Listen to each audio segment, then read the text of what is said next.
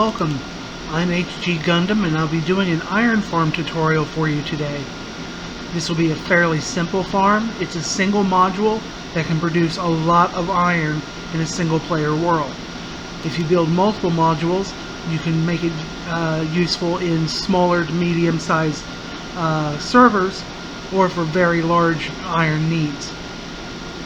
Now, this iron farm was originally designed by Wattles, but it had a few problems. So I've made some updates and changes to it and a few additions, adding some components from another iron farm by Logical Geek Boy. Both of those videos where those components and farm designs are found in the description below. So if you want to look at those, it's down in the doobly-doo. Now let's get on to this iron farm. Let's take a look. Over here we see both designs. This is my design. This is Wattles' original design, made in the same materials that his original video used. There's no variation or derivation from that original design.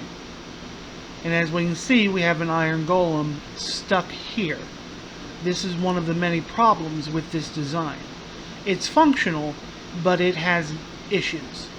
Golems getting caught along this stretch between this block, this post, and these gates, and getting caught here where this fence connects to this block, because their hitbox is just a little larger than this space and they can stand here.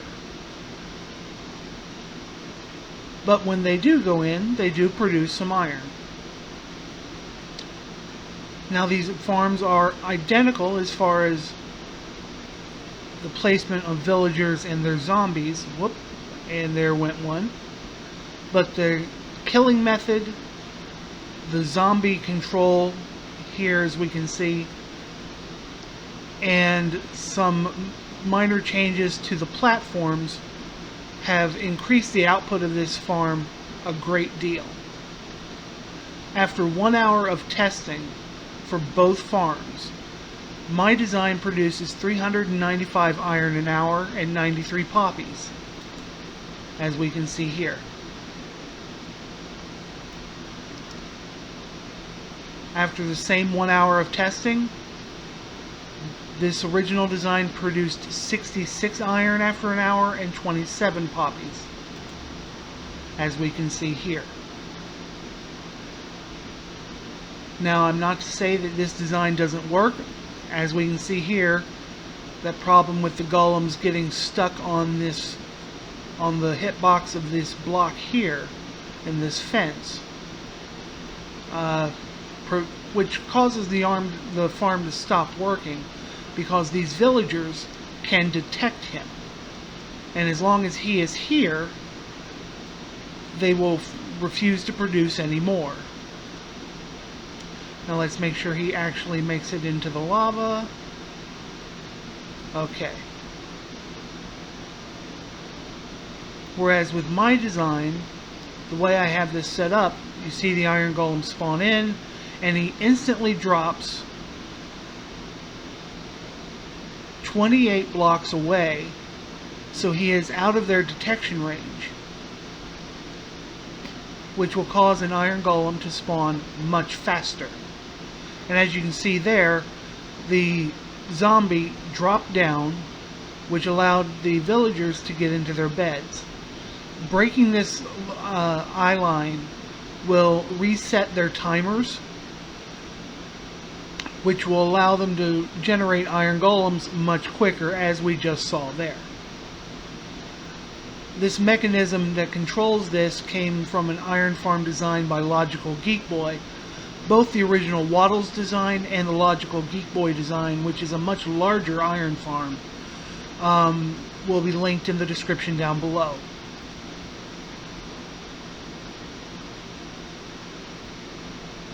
But Wattles' design has a lot going for it, so let's talk about the changes I made. The basic core of the farm is the same. An 8-block long spawning platform here that's 7 blocks wide, with an initial 7-block wide platform here to push them off. But as we can see, I don't have a fence gate here to hold the water in because I extended it 1 block. This makes it a complete 8 blocks, and by putting 3 water sources here instead of just the one that Waddles uses, all 3 of these water streams on these blocks are full force and not partial, which pushes the iron golem out so they don't get caught on the edge here. Now we have these side blocks under the fences. I initially put them there simply for aesthetics. I like the look of it better than just floating fences. But after doing some watching of the iron golems with the hitboxes turned on, you notice that their hitboxes is large enough that the water stream will always continue to push them here, and they can't get caught on this little edge of these empty blocks. So they can get pushed clear down here and out. There's nothing for them to get caught on. And since they can't get to this edge of this block, because the fence actually prevents them from pathing through there, they can never get out to here or here. So you'll never get an iron golem getting caught on this platform anywhere. See, as we can see him coming through, his hitbox is larger, is the size of an entire block, which means he can't get around things that take up the block space around it. So let's turn that off. And as we can see over here, his hitbox is intersecting with this fence right here, and he's caught right there. If I nudge him just a little bit, see, he drops down because he was standing on the top of the hitbox for this little connection right here.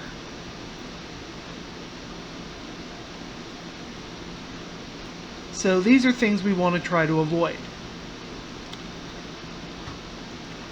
Now, I said this was a tutorial, and I will be walking you through how to build this design. Again, I find it to be far more practical as far as output, and even for a single player world, this iron farm produces more than enough. And if you expanded it by adding more of these modules, at least 18 blocks apart from each other, then you would be able to output more than enough iron for possibly small to medium-sized servers. And who knows, you build enough modules, you might even put Tango's Iron Titan to shame. Possible, but it would be immense. Now, let's talk about what we need to build this.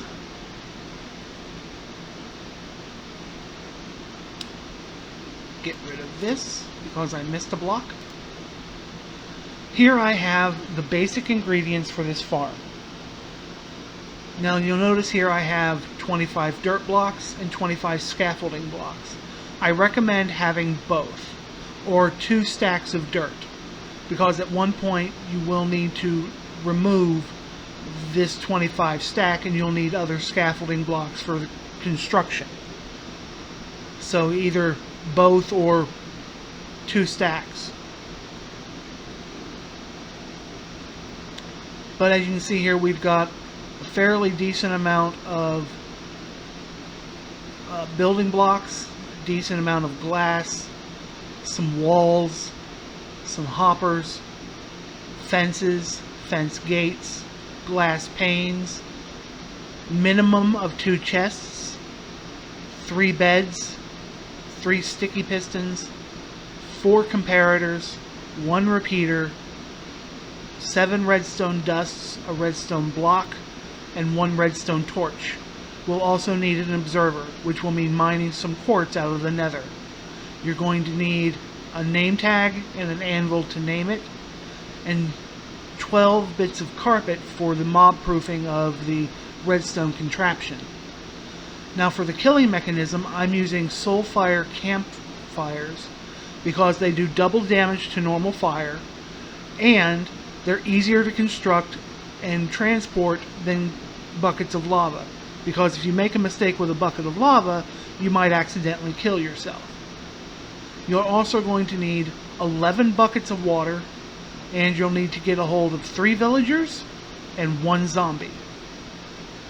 So with all these materials in mind, let's put one of these together, shall we?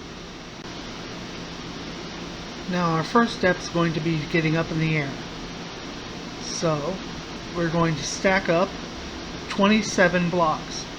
I noticed that in my chests I had 25 blocks and 25 scaffolding. We'll need at least 27 to get the full height we need. So that was an oversight on my part. So here we go.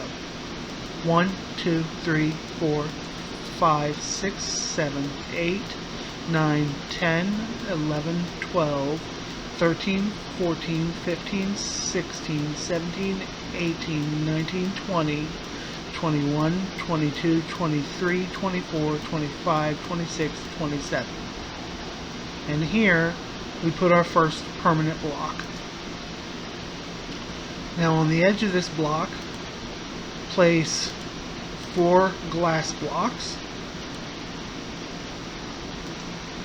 and then place 4 more on top. This makes our platform for our zombie, for the iron farm. We put a bucket of water in here to make sure that he doesn't burn up in the daylight. And then from here, we start building out our platform. Now first we need to add 2 temporary blocks. Then we're going to add another full block here. And before we add any more to the top section, we're going to add 3 blocks on 3 sides, and these will be our villager modules. Now take a bed and put on these platforms with the pillow facing away from the zombie. Like that. Now we've got the core of our iron farm. Now we just need to build it up. Right from here, build walls around these modules that are 4 blocks high.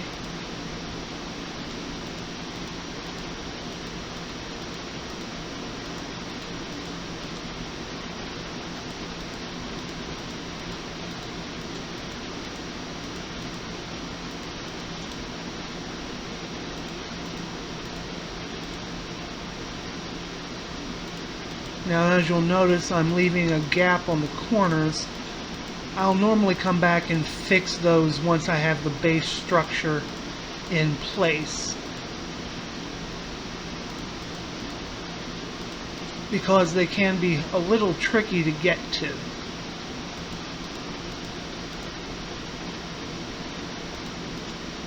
At least in survival.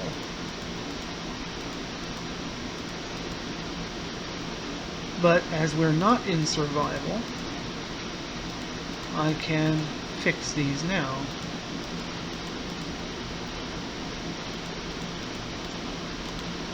And missed a block.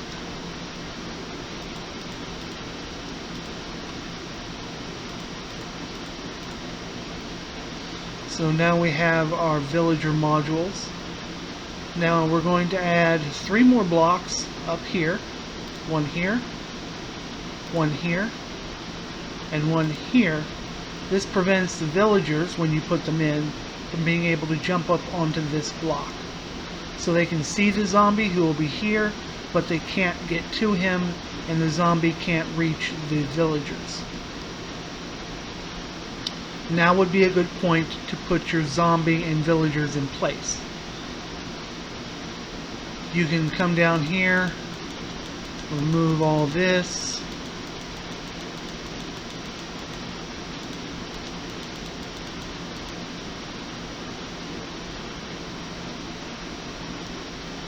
And then use temporary blocks to make a stairway all the way down to the ground level so that you can have a zombie chase you up here and get them to fall into this little puddle here and then replace this block. Then you can remove all this. Now I do recommend that you use rails to get your villagers into these modules. That way you can get them down in here in a mine cart and then break the mine cart and have them be in here. It is much easier to handle that way. Whoop, and I keep falling. So let's go ahead and do that. Zombie. Whoop.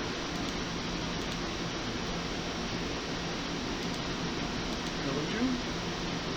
We're going to put our zombie here. We're going to put our villagers in these modules. Villager, villager, villager. And now we can build up the rest of the farm. Everything you need to do with villagers is done. You don't need any workstations. 1.16 fixed that particular need, so all they need is a bed and the ability to see this zombie. Now as we can see, there is no iron golems spawning. They have not yet had a chance to sleep. And to make sure they don't, let's increase the time to noon, so they don't lay down and go to sleep and start spawning golems while we are constructing. So, from here we need to start making our platforms. So we make the initial platform 7 blocks long, and we make it all the way around the farm here, basically connecting both sides and then coming straight down this side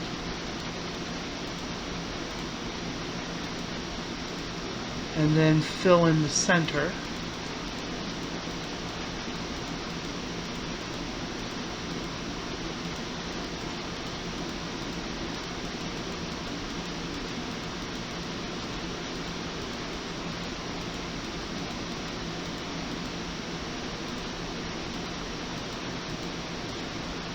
And we'll have this nice platform here.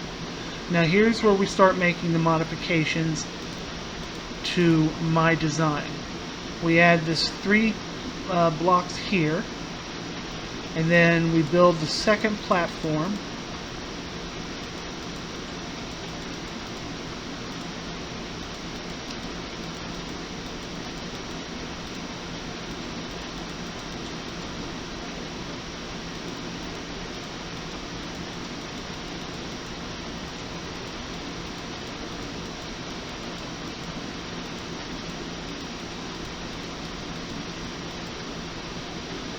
So we have this nice big platform that will be used for spawning our golems and shoving them off the side. Now we need fences, and we need a couple of gates. I know I didn't mention this when I talked about my design over here, but we don't use a fence gate off the side of this block here because it doesn't look very good, but we need something to prevent water from flowing over the side. So shift click and put a fence there, or a fence gate, and then put another right on top of it, and then open them both, and that'll prevent water from spilling off this edge. Now take a fence and put it right there on that block, come out one, then break that, then come all the way around.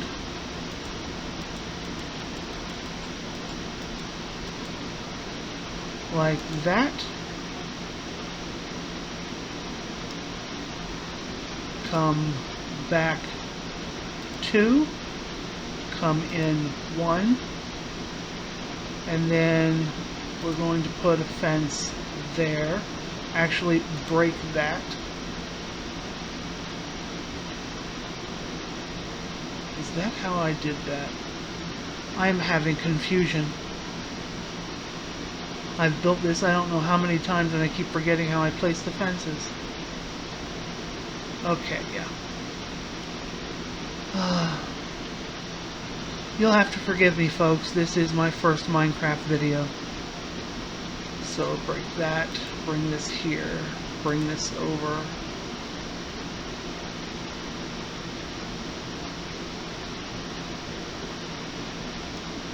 Break that. Then bring this back.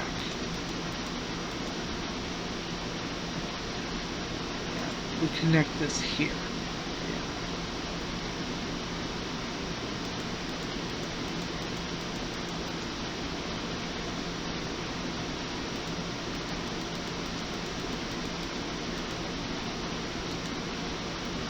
Now we add these platforms here.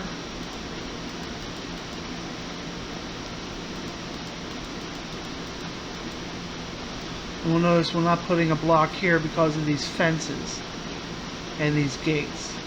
But that'll retain all the water, which we can begin putting in.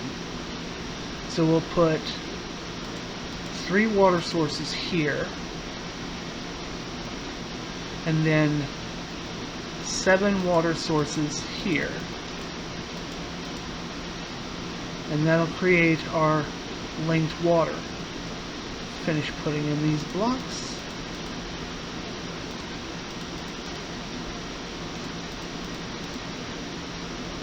Like so. Now we'll notice there's only one level of fencing here. Technically this is all you need, but I like to go for safety and add a second layer simply to make sure there's no possibility of a golem accidentally getting on top of this fence. Which, if they get the water in the right spot, they can possibly bounce up on it. But if there's a second fence on top, they can't reach that height.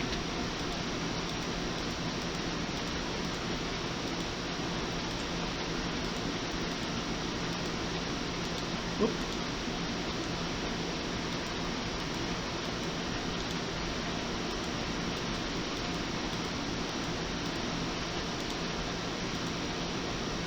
And there's that. Now, as we saw in my demonstration design over there, I had torches along the entire top of this. Again, that was more for aesthetic purposes than anything else, though having this lit up might help in some respects. Now we need a zombie friend, because I forgot to name him. And I went far away. And get rid of that and anvil.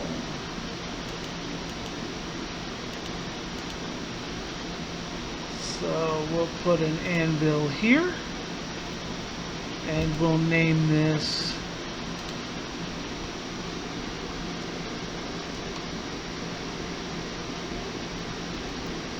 Gertie.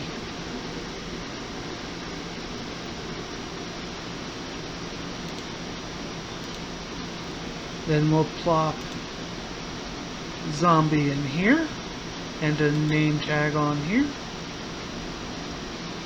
Now it's possible at this point they might start spawning zombies or golems, but it's unlikely until they've slept. So we don't need these materials anymore. We do, however, need our construction materials for our killing chamber. So we'll use some walls. We need some hoppers and chests. Now to get our proper killing location, you want to use scaffolding to scaffold up into the center block, and you want to make sure that you're 3 blocks away, like so, and come straight down. This is important for the placement of the killing chamber and no other reason. So you want to scaffold up and then place these dirt blocks as you're going. So this will be the edge of our killing area. So we'll put down 2 chests, and now we can get rid of this.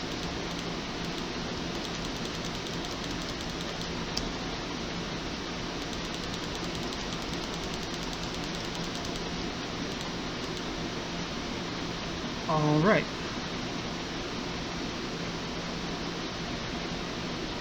Now I want to double check the size of my killing floor just to be safe, because my memory is not entirely the best.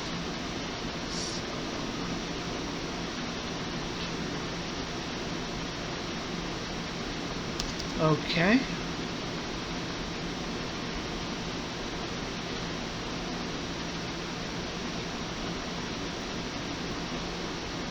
One there, one there, 1, 2, 3, 4. Oh, sorry, 3. So there's 4 there. And as you can see, this hopper is going into the chest. You do that by holding Shift and then clicking the hopper in, which will direct the output into the chest or other item you've got it focusing into. Now come out 2 on either side of this, with all of those hoppers facing into the central row, and do the same on the other side.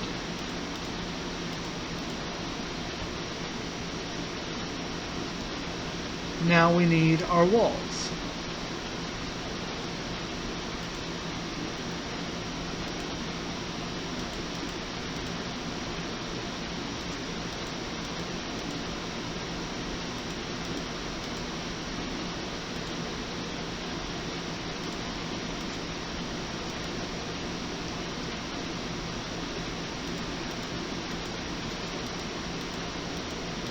Now I'm using stone bricks here, but you can use any wall that you would like, as long as it is a wall, because it will be required for containing the golems so they don't walk off this platform. And you'll notice I'm leaving a space in the front because I like to put glass there. Put some glass panes here.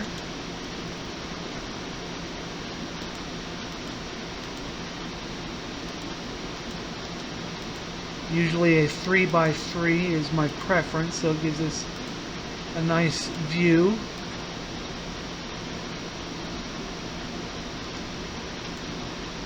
And we have a visitor.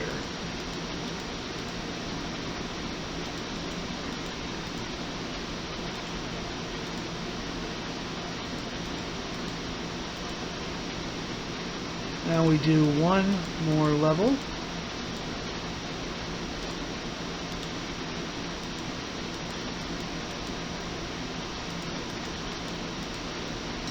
And then we top it.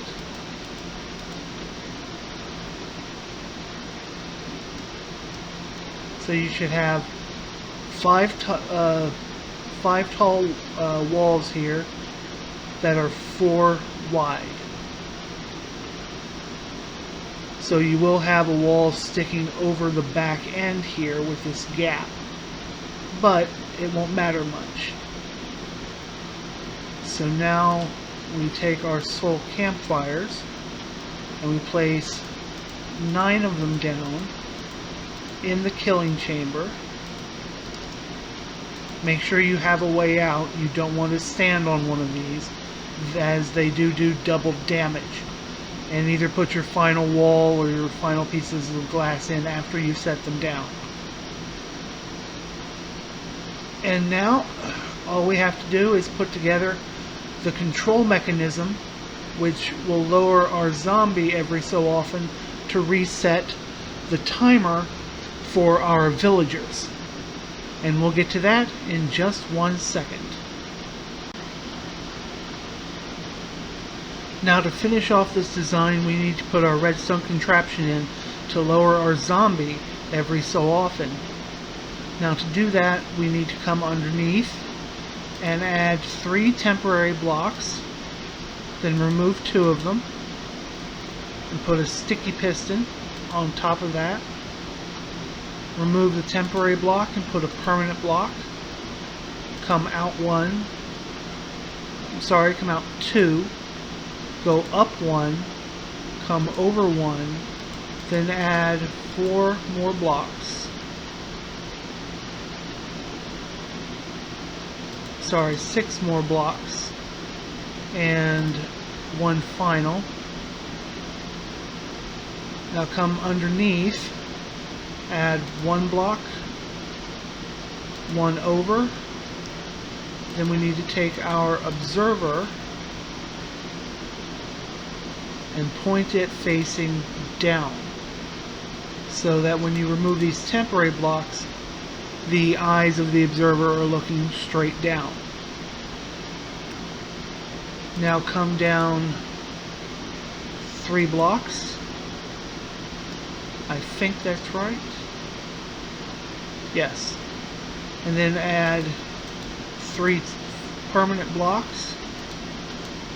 Remove these and then add a permanent block there. So we have 4. Place a hopper here, then 1 facing into it. Remove this hopper and face another hopper facing into it. Then behind each one face a comparator pointing into the hoppers, and you'll know it's pointing in the right direction because the 2 sticks will be pointing at the thing that you want it to be. So if you happen to be behind it and set it down, they'll be pointing the wrong way. So make sure it's pointing the proper direction. Now put a block behind that and a block above it, and a redstone dot on each of those blocks. You'll notice they're in a cross pattern. That's the normal redstone dot. There's the cross pattern. You want this, because if it looks like this, this will not function. Now on top of the comparators, shift click and put a sticky piston pointing towards the hoppers, like so, and then put a redstone block on the piston that is outside of the vision of this observer. Otherwise it may trigger the farm early. Now we need to come up here and put a redstone torch here. As we see, our piston has automatically gone up and is connected to that. So when it retracts later, it'll bring this block down. These bottom pieces of glass will keep the water inside, but the zombie will float down, breaking eye line with the rest of these villagers.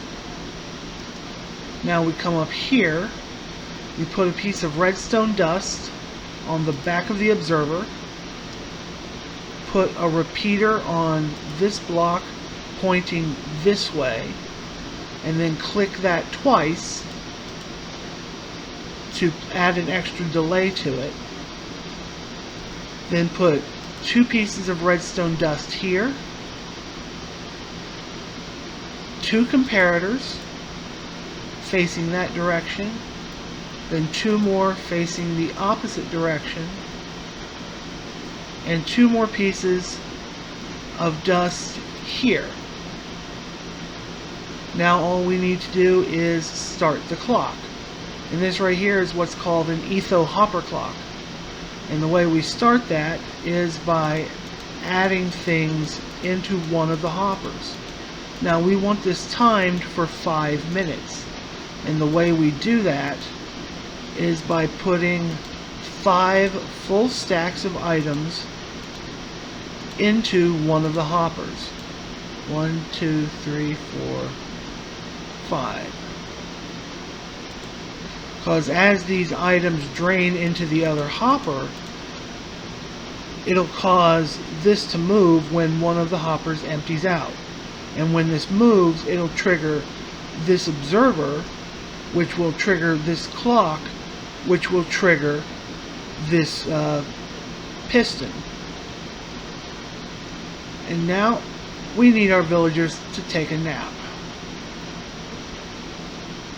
So we will move the time to night. And we will simply wait for their eye line to break.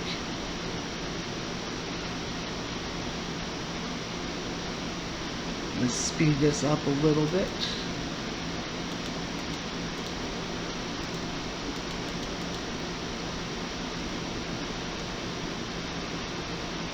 They all lay down, they all pop back up, and we instantly get an iron golem, who should drop right into the killing chamber and producing our first iron.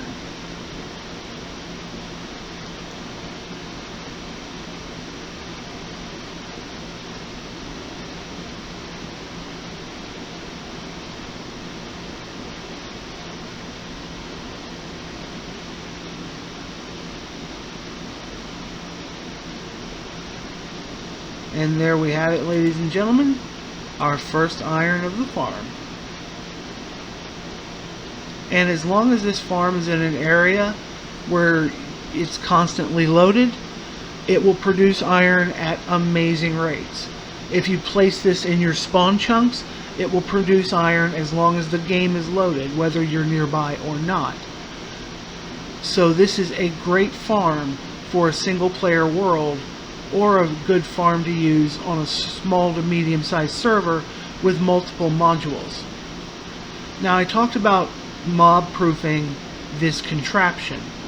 I've had some issues in 1.16.2 with iron golems spawning on this redstone. I don't know if it's an issue with Optifine or with the release version itself, but one of the two are causing an issue. So to fix that, I add some carpet and a few fences along with some torches, if I can spell.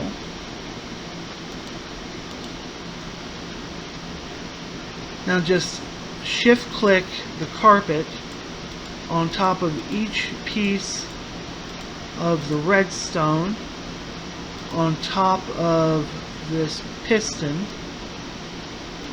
and this piece of redstone here.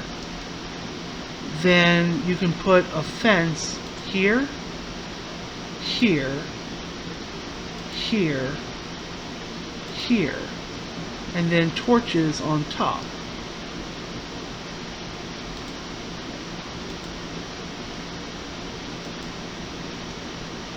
And this will make sure that nothing can spawn on any of this. Now if you want to, if you're on a server, you may have issues with the lighting updates from the redstone causing lag, and that's easily fixed by just spamming torches wherever they can fit on the contraption, and the light from the torches will override the light from the redstone, preventing lighting updates.